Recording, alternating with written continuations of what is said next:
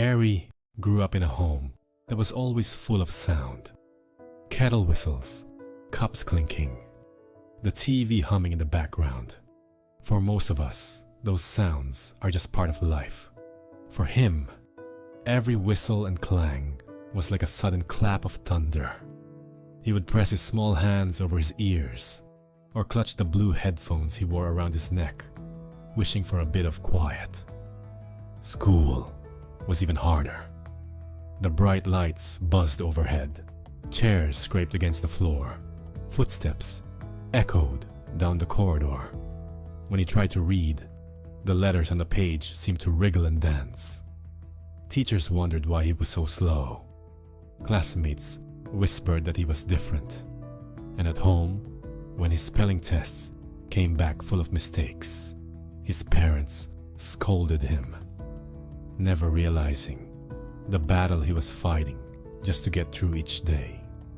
But hidden inside all that noise was a gift waiting to be found. Late in the evenings, when the city finally softened and a gentle rain began to fall, Aary would listen. He heard things no one else noticed.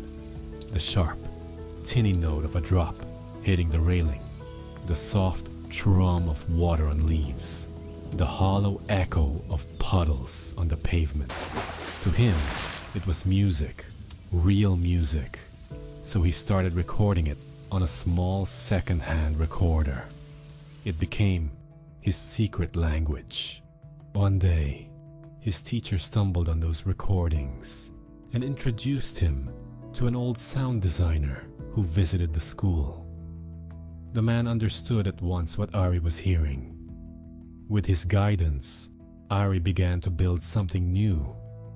What everyone else called noise was turned into a piece of music that no one could forget. Months later, at the school's annual showcase, the lights dimmed and Aary's composition began. First a whisper of rain, then the steady heartbeat of rails and wings, then a slow swell like the city waking to dawn. The audience sat frozen, holding their breath as chaos melted into harmony. When the last note faded, the room was silent. Then the applause came, loud as a sudden downpour. Aary turned from the console and for the first time looked straight at his parents. His father rose, eyes wet, and walked up onto the stage. He didn't speak. There were no words big enough. He just opened his arms. Aary stepped into the hug, and the sound of the crowd washed over them, not as noise, but as music. Music that finally felt like home. Later, as the first light of morning touched the balcony, Aary listened again. Birdsong floated through the cool air. And for the first time the sound didn't sting. It soared. His parents stood beside him and heard it too. The gift they had almost missed. They understood at last. Their son hadn't been slow or weak. He was listening to the world in a way most of us never could. Every single child has something special inside them. Sometimes that gift is easy to see, but often it's hidden.